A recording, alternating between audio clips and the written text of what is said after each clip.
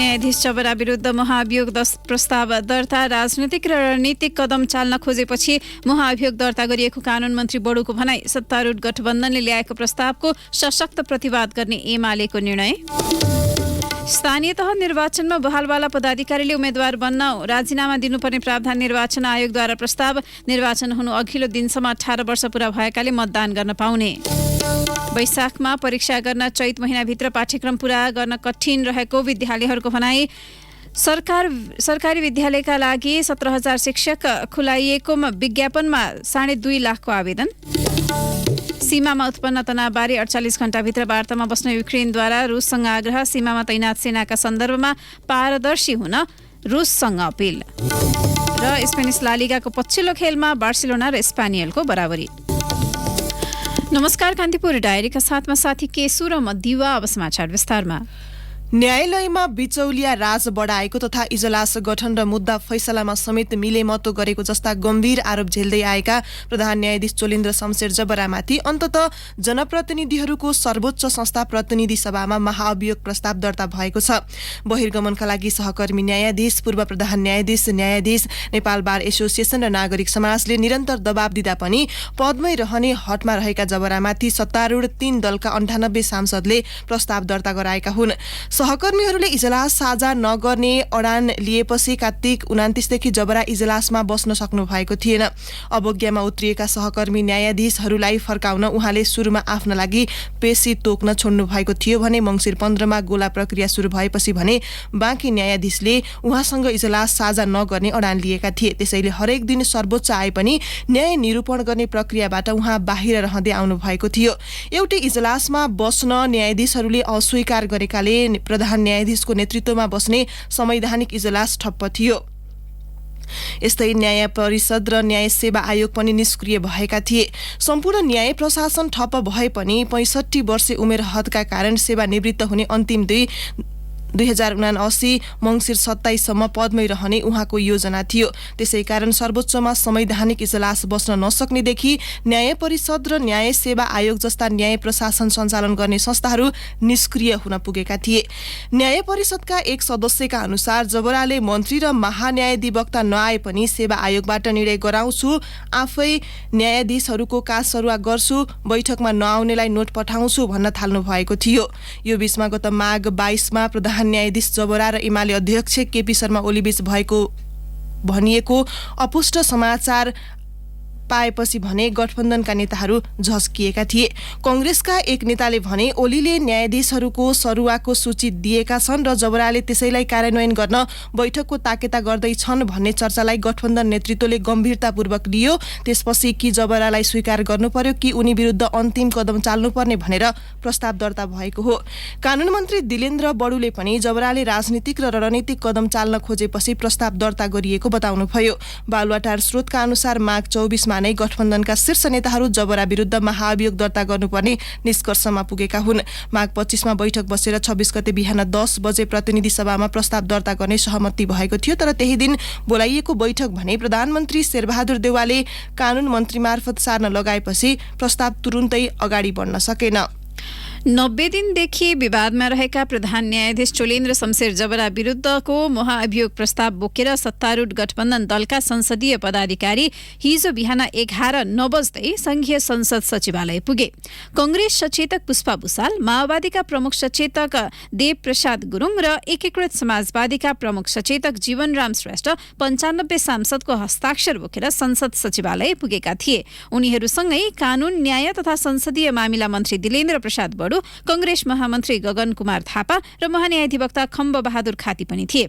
उनीहरू पुग्दा संघीय संसदका महासचिव भरतराज गौतम कार्यकक्ष पुग्नु भएको थिएन। उहाँलाई महाअभियोगबारे पूर्व जानकारी दिइएको थिएन। प्रधान न्यायाधीश जबरा विरुद्ध महाअभियोग लगाउनु पर्ने 21 वटा आधार र कारण उल्लेख गरिएको छ। 21 कारण के हुन् त? नम्बर 1, लोकतन्त्र, मानवाधिकार, जनताको न्याय, विधिको शासन, संवैधानिक सर्वोच्चता एवं स्वतन्त्र, सक्षम, निष्पक्ष र जिम्मेवार न्यायपालिकाको जगेर्ना गर्न असक्षम देखिएको। 2 न्यायपालिकाभित्र अतिशय विकृति, विसङ्गति, भ्रष्टाचार तथा निजी सम्पत्ति सरह स्वेच्छाचारी ढङ्गले देखादेखि दुरुपयोग गरेको, मुलुकको सिङ्गो न्याय क्षेत्र र कानुनको रक्षा एवं स्वतन्त्र र सक्षम न्यायपालिकाको श्रीवृद्धि गर्न पर्ने अहम दायित्व पूरा नगरेको। नम्बर 4 संविधान र स्वतन्त्र न्यायपालिकाले अपेक्षा गर्ने र गरेका कुनै पनि गुण र विशेषताहरू जबरासँग बाँकी नरहेको। नम्बर 5 संवैधानिक दायित्व पूरा गर्न असक्षम रहेको, न्यायालयको साख, इज्जत, प्रतिष्ठा, प्रभावकारिता र जनआस्थालाई श्रीवृद्धि गर्ने संवैधानिक दायित्वबाट पूर्ण रूपमा विमुख र विफल भएको। नम्बर 6 संवैधानिकता परीक्षण गर्न दायर भएका रिट निवेदनहरूको समयमै निरूपणको व्यवस्था नगरेको तथा पदीय जिम्मेवारी विपरीतका कार्य गरी न्यायालयमा विचलन ल्याएको। नम्बर 7 आफू समेत संलग्न भई विभिन्न संवैधानिक अङ्गका पदाधिकारीहरूको नियुक्ति सम्बन्धमा परेका रिट निवेदनहरूको 1 वर्षसम्म पनि प्रारम्भिक सुनवाईसम्म पनि नगरी न्यायमा गम्भीर अवरोध र विचलनको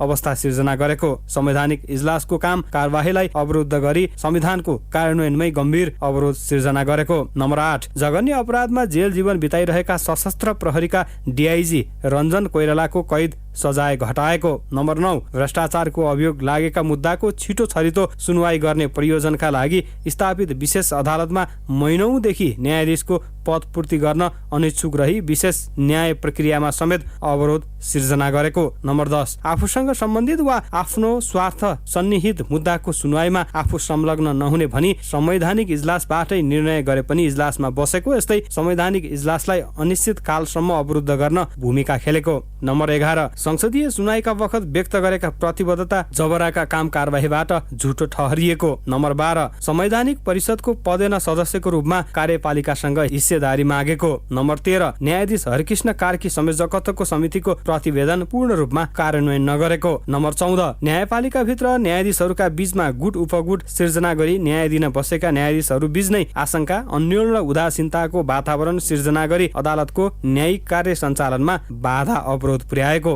नम्बर 15 सबै तहका अदालतमा न्यायाधीशहरूको नियुक्ति गर्दा मनोमानी गरेको। नम्बर 16 भ्रष्टाचार र अनियमितता गरी अवैध सम्पत्ति आर्जन गर्ने गराउने कार्यमा संलग्न रहेको। नम्बर 17 कोरोना संक्रमित हुँदा पनि विधामा नबसी प्रचलित कोभिड संक्रमण सम्बन्धी कानूनको उल्लङ्घन गरी सर्वोच्च अदालतलाई जानी नेतृत्वविहीन बनाएको। नम्बर 18 सहकर्मीहरूले बेन्च बहिष्कार गर्दा समेत कार्यालयमा आएर हाजिर जनाएर निवास फर्कने गरेको। नम्बर 19 3 महिनादेखि सर्वोच्च अदालत लगायत सम्पूर्ण न्यायपालिका नेतृत्वविहीन तथा जिम्मेवारविहीन स्थितिमा पुर्याएको। नम्बर 20 मुलुकको कानून प्रणालीलाई दीर्घकालीन प्रभाव छाड्ने विधि शास्त्रीय महत्त्वको कुनै योगदान पुर्याउन असफल भएको। नम्बर 21 न्यायाधीशको पदलाई विवादित बनाई न्यायिक गतिरोध सिर्जना गरेको। महाभियोग दर्ता हुनु अघि हिजो प्रधान न्यायाधीश चोलेन्द्र शमशेर जबरा झण्डा हल्लाउँदै सर्वोच्च छिर्नु भएको थियो। कोरोनाको ओमिक्रोन भेरिएन्टका कारण यसबीचमा प्रधान न्यायाधीश विरुद्ध बारको आन्दोलन भर्चुअल रूपमा भइरहेको थियो। हिजोदेखि भने कानून व्यवसायीले पनि बारमा जम्मा भएर जबराको राजीनामा माग्दै भौतिक उपस्थितिमा विरोध प्रदर्शन थालेका थिए। महाभियोगको प्रस्ताव लिएर कानून मन्त्री दिलेन्द्र बडु सहित सत्तारूढ दलका सांसद संसद सचिवालय पुगेकै आसपासको समय करिब 10:30 बजे प्रधान न्यायाधीश जबरा सर्वोच्च प्रवेश गर्नु भएको थियो। उहाँ चेम्बरमा पुगे लगत्तै बारको नाराबाजी सुरु भएको थियो।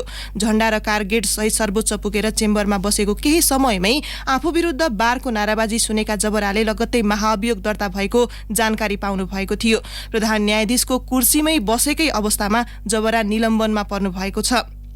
महाभियोग दर्तासँगै प्रधान न्यायाधीश स्वत निलम्बनमा पर्ने संविधानको धारा 101 मा व्यवस्था छ। संघीय संसदका महासचिव भरतराज गौतमको पत्र सर्वोच्च पुगेपछि जबरालाई औपचारिक जानकारी मिलेको थियो। महासचिव गौतमले जबरा विरुद्ध महाभियोग दर्ता भएको जानकारी पत्र राष्ट्रपतिको कार्यालय, प्रधानमन्त्री तथा मन्त्री परिषदको कार्यालय, संवैधानिक परिषदको कार्यालय, सर्वोच्च अदालत, न्याय परिषदका साथै जबरालाई पनि पठाउनु भएको थियो।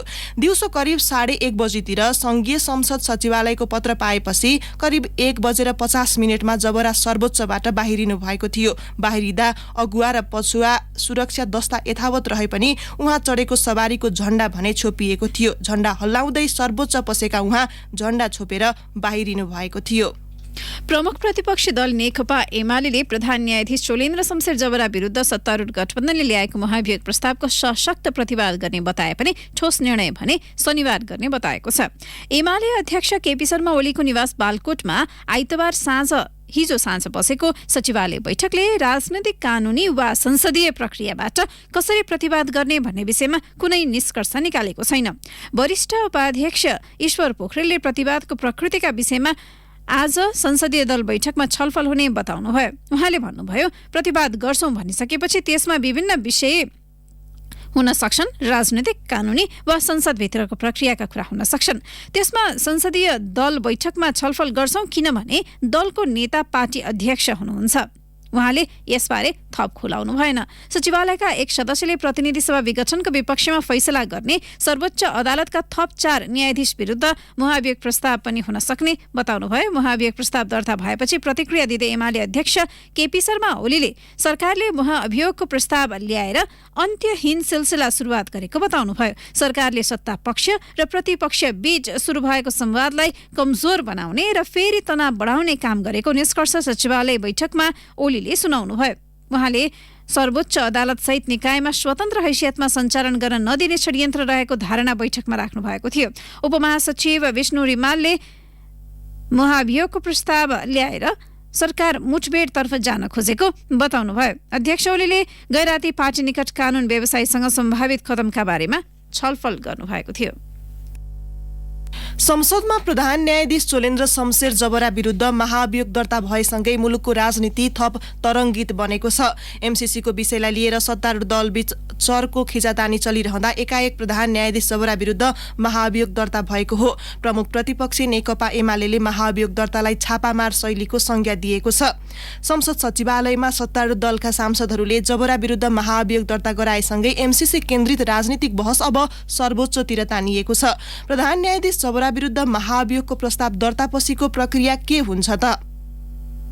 संविधानको धारा 101 को उपधारा 2 मा महाभियोगको व्यवस्था छ। संविधान र कानुनको गम्भीर उल्लङ्घन गरेको, कार्यक्षमताको अभाव वा खराब आचरण भएको वा इमानदारीपूर्वक आफ्नो पदीय कर्तव्यको पालन नगरेको वा आचार संहिताको गम्भीर उल्लङ्घन गरेको कारणले आफ्नो पदीय जिम्मेवारी पूरा गर्न नसकेको आधारमा प्रतिनिधि सभामा तत्काल कायम रहेको सम्पूर्ण सदस्य संख्याको 1/4 सदस्यले प्रधान न्यायाधीशलाई महाभियोग लगाउन पाउने व्यवस्था छ। यही संवैधानिक आधारलाई टेकेर सत्तारूढ नेपाली कांग्रेसबाट पुष्पा भुसाल, नेकपा एकीकृत समाजवादीबाट जीवनराम श्रेष्ठ र नेकपा माओवादी केन्द्रका देव गुरुङ प्रस्तावक रही चोलेन्द्र शमशेर जबरा विरुद्ध महाभियोग दर्ता भएको हो। उनीहरूले 98 जना सांसदको हस्ताक्षर सहित जबरा विरुद्ध महाभियोग दर्ता गरेका हुन्। महाभियोग दर्ता भएसँगै जबराले अब दैनिक कामकाज गर्न पाउनुहुने छैन। संविधानले कुनै पनि संवैधानिक पदमा रहेका व्यक्ति विरुद्ध महाभियोग प्रस्ताव पेश गर्ने आधार र कारण विद्यमान भए नभएको छानबिन गरी सिफारिस गर्न प्रतिनिधि सभामा एक महाभियोग समिति रहने व्यवस्था गरेको छ। सो समितिमा 11 जना सदस्य रहनेछन्। सत्तारूढ दलका 3 जना प्रस्तावक रही जबरा विरुद्ध महाभियोग प्रस्ताव दर्ता गरेसँगै अब सो समितिले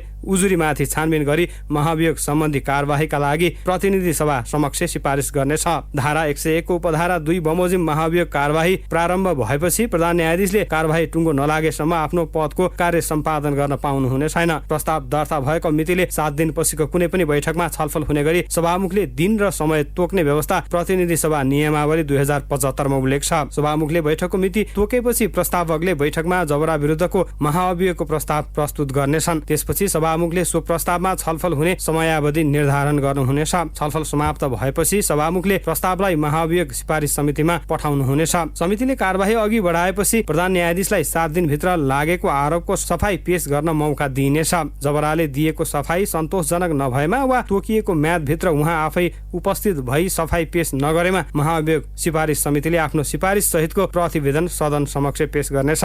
महाअभियोग सिफारिस समितिले आफ्नो कारबाही प्रारम्भ गरेको मितिले बढीमा 3 महिनामा प्रतिनिधि सभामा सिफारिस सहितको प्रतिवेदन पेश गर्नुपर्ने नियमावलीमा उल्लेख छ। प्रतिवेदनमाथि बैठकमा छलफल हुने दिनको कम्तीमा 2 दिन अगावै प्रतिवेदन सबै सदस्यलाई वितरण गर्नुपर्ने व्यवस्था पनि छ। त्यसपछि सभामुखले तोकेको मितिमा समितिका सभापति वा कुनै पनि सदस्यले प्रतिवेदनलाई प्रतिनिधि सभामा पेश गर्नेछन् र बैठकमा छलफल प्रारम्भ हुनेछ। यसरी प्रतिवेदनमाथि छलफल भइरहँदा कुनै सदस्यले प्रतिवेदनमा संशोधन पेश गर्न वा कुनै कुरा सम्बन्धमा पुनः छानबिन गर्न प्रतिवेदनलाई फेरि समितिमा फिर्ता पठाउने प्रस्ताव पेश गर्न सक्छन्। सो प्रस्ताव स्वीकृत भएमा प्रतिवेदन समितिमा फर्किनेछ र समितिले 7 दिनभित्र पुनः छानबिन गरी बैठकमा प्रतिवेदन पेश गर्नुपर्नेछ। पेश भएको प्रस्ताव वा पेश भएको संशोधनमाथि संक्षिप्त छलफलपछि सभामुखले सबै संशोधन निर्णयार्थ बैठकमा पेश गर्नुहुनेछ। त्यसपछि प्रतिवेदनमा उल्लेखित सिफारिसलाई निर्णयार्थ बैठकमा पेश गरिनेछ। महाभियोगको प्रस्तावमाथि सभाको निर्णय प्रतिनिधि सभा सदस्यको दस्तखत सहितको मत विभाजनबाट हुने व्यवस्था नियमावलीमा उल्लेख छ।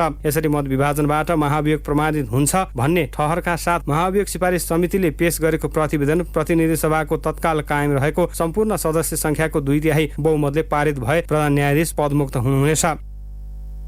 कान्तिपुर डायरीमा अब ब्रेकको पालो। ब्रेकपछि कान्तिपुर डायरीमा अब कान्तिपुर सविस्तार। कान्तिपुर सविस्तार। माओवादीले सशस्त्र सङ्घर्ष सुरु गरेको 26 वर्ष पूरा भएको छ। द्वन्द्वको 1 दशकको यात्रापछि शान्ति प्रक्रिया मार्फत माओवादीले मूलधारको राजनीति अँगालेको पनि 1.5 दशक बितिसक्यो। तर सेना समायोजन बाहेक शान्ति प्रक्रियाका अन्य महत्त्वपूर्ण कार्यभारहरू पूरा हुन सकेको छैन। बरु द्वन्द्व सुरु गर्ने बेलामा एकै ठाउँमा रहेका माओवादीका केन्द्रीय नेताहरू अहिले छिन्नभिन्न भएका छन्। द्वन्द्वमा सामेल भएकाहरू आफूलाई देखाइएको सपना पूरा गर्न माओवादीको नेतृत्व उदासीन भएको गुनासो गर्छन्। सशस्त्र सङ्घर्ष सुरु गरेको माओवादीको 19 सदस्यीय केन्द्रीय नेतृत्व यति बेला छरपष्ट छ। मोहन वैद्यको नेतृत्वमा क्रान्तिकारी माओवादी गठन भएको छ भने बाबुराम भट्टराई जसपामा छन्। नेत्रविक्रम चन्दको नेतृत्वमा नेपाल कम्युनिस्ट पार्टी रहेको छ। माओवादीका मुख्य नेता मूलधारको राजनीतिमा सक्रिय छन्। उनीहरूको राजनीतिक यात्रा पनि स्थिर र दिगो छैन। कहिले एमाले त कहिले कंग्रेससँग मिलेर उनीहरूले राजनीतिक यात्रा अघि बढाएका छन्। माओवादी द्वन्द्वकालमा सँगै रहेका नेताहरू पुष्पकमल दाहालकै कार्यशैलीका कारण पार्टी एक नभई छिन्नभिन्न भएको आरोप लगाउँछन्। माओवादी केन्द्रको शीर्ष नेतृत्व दाहाल आफू कमजोरी सुधार्दै जाने र पूर्व माओवादीहरू एकजुट हुनुपर्ने कुरामा जोड दिन्छन्। माओवादी घटकहरू अहिले विभिन्न रूपले विभाजित पनि छौं, कतिपय हामी एकताबद्ध पनि हुँदैछौं। विभाजन र एकताको एउटा नयाँ अनुभव पनि हाम्रो आन्दोलनले हासिल गरेको छ। म आजको दिन ती तमाम क्रान्तिकारी साथीहरूलाई प्रतिगमनका विरुद्ध, कम्तीमा पनि प्रति क्रान्तिको षड्यन्त्रका विरुद्ध, माओवादी आन्दोलनलाई बदनाम गर्ने षड्यन्त्रका विरुद्ध फेरि एकचोटि एकताबद्ध हुन म विशेष रूपले अपिल गर्न चाहन्छु। सशस्त्र द्वन्द्वको बलमा राजतन्त्रको अन्त्य र गणतन्त्रको उदय भएको माओवादीका नेताहरूको बुझाइ छ। गाउँ गाउँसम्मका जनतामा राजनीतिक चेतनाको स्तर उकास्न सशस्त्र द्वन्द्वले महत्वपूर्ण भूमिका खेलेको माओवादी नेता हरिबोल खजुरेल बताउँछन्। समाजवादको यात्रा अझै बाँकी रहेकाले पूर्व माओवादी नेताहरू पुनः एकजुट हुनुपर्ने अध्यक्ष दाहालको भनाइमा उनी पनि सहमति जनाउँछन्। महाधिवेशनबाट हाम्रा कमी कमजोरीलाई करेक्सन गर्ने र सबै क्रान्तिकारीहरू पूर्व माओवादी लगायत सबै क्रान्तिकारीलाई एक ठाउँमा ल्याउने र जनयुद्धको जो एउटा स्टेप त सफल भयो, तर समाजवादको यात्रा जुन छ त्यो अझै सफल भएको छैन। त्यो कार्यभार बाँकी पूरा गर्नको लागि सबै क्रान्तिकारीहरू, वामपन्थीहरू र पूर्व माओवादीलाई एक ठाउँमा ल्याउनु जरुरी छ। त्यतातिर नै हामी पहल गरिरहेको छौँ। पूर्व माओवादीहरूलाई एक ढिका बनाउने प्रयास भइरहँदा द्वन्द्वकालमा होमिएका योद्धाहरू, बेपत्ता पारिएका परिवारका समस्याहरू जस्ताको तस्तै नै छन्। मुलुकमा व्यवस्था परिवर्तन भइसक्दा पनि शान्ति प्रक्रिया अझै टुङ्गोमा पुग्न सकेको छैन। सत्य निरूपण तथा मेलमिलाप र बेपत्ता व्यक्तिको छानबिन आएको पनि समय थप्ने भन्दा बढी काम हुन सकेको छैन। अनेकन सपना देखेर सशस्त्र द्वन्द्वमा होमिएकाहरू अहिले विलख बन्दमा छन्। ताप्लेजुङका सागर गौतम राज्यले बेपत्ता पारेका आफ्नो पितालाई अझै खोज्दैछन्। राज्यले उहाँहरूलाई जो बेपत्ता परिवारहरू छन् त्यो बेपत्ता परिवारहरूलाई केही व्यवस्थापन गर्नुपर्छ। राहतको व्यवस्थापन हुन्छ कि या के गर्न सकिन्छ बेपत्ता परिवारहरूलाई उसको जीवन भर के हो त यो मुलुक परिवर्तन गर्नका निम्ति उहाँहरू बेपत्ता हुनु भएको छ। त्यो बेपत्ता परिवारको निम्ति के छ भने त्यसको व्यवस्थापन गरेर लैजानु पर्यो। सशस्त्र द्वन्द्वमा सहभागी भई राज्यबाट मारिएका र द्वन्द्वमा होमिएका पक्षबाट ज्यान गुमाउने दुवै पक्ष मारमा पर्नु भनेको शान्ति प्रक्रिया तार्किक निष्कर्षमा नपुग्नु हो। बेपत्ता पारिएका व्यक्तिहरूको परिवारलाई राज्यले दीर्घकालीन सेवा र सुविधा दिनुपर्नेमा उपेक्षामा पारिएको गुनासो उनीहरूको छ। सशस्त्र द्वन्द्वमा होमिएका लडाकुहरू पनि तत्कालीन उद्देश्य भन्दा अहिलेको अवस्था फरक हुन पुगेकोमा चिन्तित छन्। गरिब सर्वसाधारण सर्वहारा वर्गको राज्य सत्ता स्थापना गर्नुको निम्ति चाहिँ नेपालमा जनयुद्ध सुरु भएको हो। अब त्यसको सन्दर्भमा चाहिँ हामी 10 वर्ष जनयुद्ध लड्यो। जनयुद्ध पश्चात फेरि शान्ति प्रक्रियामा आउने काम भएको छ। खास गरेर हामीले जुन सोचेर चाहिँ जनयुद्धमा लाग्यौँ त्यो चाहिँ पुरा भएको छैन। माओवादीको मात्र होइन अन्य दलका नेताहरू पनि कार्यकर्तामुखी छैनन्। तर आमूल परिवर्तनका लागि भन्दै एउटा पुस्ताको युवा वयलाई द्वन्द्वमा मात्रै उपयोग गर्ने माओवादी नेताहरूको चरित्रले द्वन्द्वमा हुमिनेको मन दुख्नु स्वाभाविक हो। सशस्त्र द्वन्द्वको समयमा जन्मिएका बालबालिकाहरू अहिले 27 वर्षका पुगिसके। तर अझै पनि शान्ति प्रक्रिया निष्कर्षमा नपुग्नु र द्वन्द्वका घाउहरू नपुरिनु र यसलाई छोपछाप मात्रै पार्नमा दलहरू उद्धत रहनु अनि त्यसमा खास गरी माओवादी स्वयं उदासीन हुनुले पनि सशस्त्र द्वन्द्वको उपदेयतामाथि प्रश्न उठ्नु स्वाभाविक जस्तो प्रतीत हुन पुगेको छ। रेडियो कान्तिपुरका लागि सुनिता पोखरेल। कान्तिपुर सविस्तार।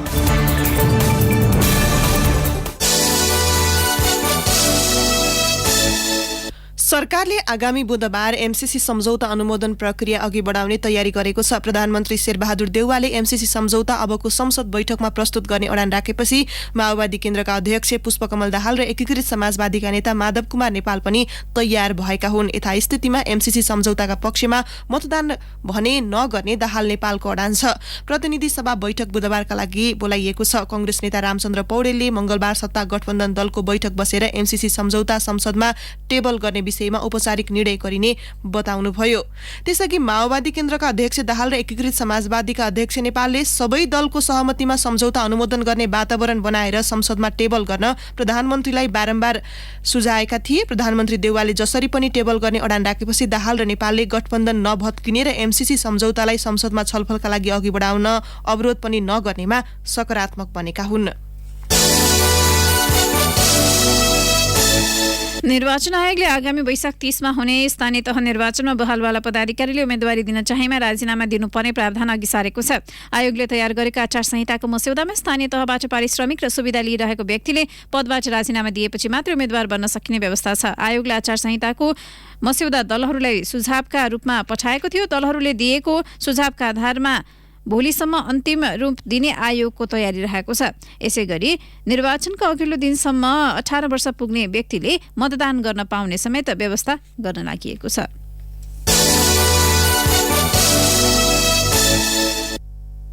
शिक्षक सेवा आयोगले आगामी चैतमा सञ्चालन गर्ने खुला पदपूर्तिको परीक्षामा सहभागी हुन 2,34,594 जनाले आवेदन दिएका छन्। आयोगले प्राथमिक, निम्न माध्यमिक र माध्यमिक तहमा 17,455 स्थायी शिक्षक नियुक्त गर्न विज्ञापन खुलाएको छ। त्यसमा प्रतिस्पर्धा गर्न अस्थायी अध्यापन अनुमति पत्र लिएका उम्मेद्वारहरूले दरखास्त दिएका हुन्। आवेदन दिनेमा केही विषयमा अनुमति पत्र प्राप्त नगरेका पनि छन्। आयोगका अध्यक्ष मधु प्रसाद रेग्मीले परीक्षामा प्रतिस्पर्धा गर्न उत्साहजनक रूपमा दरखास्त परेको जनाउनुभयो। उहाँले भन्नुभयो, माग संख्याको तुलनामा लोकसेवा आयोगमा भन्दा पनि चर्को प्रतिस्पर्धा हुने देखियो। दरखास्तहरूको रुजु गरेर कार्यतालिका अनुसार चैतमा परीक्षा सञ्चालन गर्ने आयोगले जनाएको छ। कान्तिपुर डायरीमा पुनः ब्रेकको पालो। ब्रेकपछि कान्तिपुर डायरीमा अब बाँकी प्रसङ्ग। कोभिड विरुद्धको खोप विद्यार्थीले पनि लगाउने व्यवस्था गरेपछि सरकारले भौतिक कक्षा सञ्चालन अनुमति दिएसँगै हिजोदेखि देशभरका विद्यालय खुलेका छन्। तर भौतिक कक्षा हुन नसक्दा चलाइएका अनलाइन कक्षामा विद्यार्थी उपस्थिति कम भएकाले अब कोर्स सक्न गाह्रो भएको प्रधानाध्यापकहरूले बताएका छन्। राजधानीमा हिजो आयोजित एक कार्यक्रममा उनीहरूले सहभागिता कम हुँदा चैतभित्र पाठ्यक्रम पूरा गर्न कठिन हुने भनाइ राखे। दरबार हाइस्कुलकी प्रधानाध्यापक शारदा पौडेलले चालु आर्थिक शैक्षिक सत्रमा अब विद्यार्थीले मुस्किलले 48 दिन मात्र पढ्न पाउने बताउनुभयो। अब आर्थिक प्रसङ्ग। सरकारले विदेशबाट रेमिट्यान्स पठाउने व्यक्तिहरूलाई नगद प्रोत्साहन तथा सेवा शुल्कमा छुट दिने तयारी गरेको छ। पछिल्ला महिनामा लगातार रेमिट्यान्स गर्न थालेपछि त्यसलाई बढाउन भन्दै सरकारले नगद प्रोत्साहन लगायत अरू सम्भावित विकल्पबारे गृह कार्य थालेको हो। अर्थ मन्त्रालय स्रोतले भन्यो, नगद प्रोत्साहन, सेवा शुल्कमा छुट मध्ये कुनै एक वा अरू कुनै सुविधा दिने भन्ने सम्बन्धमा अन्तिम निर्णय हुन बाँकी छ। निकट भविष्यमा त्यो विषयमा पनि टुङ्गिएला। थप 1% ब्याज दर लगायत विद्यमान व्यवस्थाले रेमिट्यान्स बढ्ने सम्भावना नदेखिएपछि नगद प्रोत्साहन, सेवा शुल्कमा छुट लगायत कुनै एक व्यवस्था अपरिहार्य देखिएको स्रोतको दाबी छ। अब अन्तर्राष्ट्रिय प्रसङ्ग युक्रेनले सीमामा उत्पन्न तनावबारे वार्ताका लागि रुससँग आग्रह गरेको छ। रुससहित अन्य केही युरोपेली मुलुकहरूलाई समेत रुससँगको वार्तामा बस्न युक्रेनले आग्रह गरेको छ। सीमामा तैनाथ सेनाबारे व्याख्या गर्न औपचारिक रूपमा रुससँग गरेको आग्रह उसले व्यवस्था गरिरहेको युक्रेनका विदेश मन्त्री दिमित्री कुलेबाले बताउनुभयो। आगामी 48 घण्टाभित्र रुसको योजनाको पारदर्शिताका निम्ति बैठक बस्न आग्रह गरेको युक्रेनी विदेश मन्त्रीको भनाइ छ।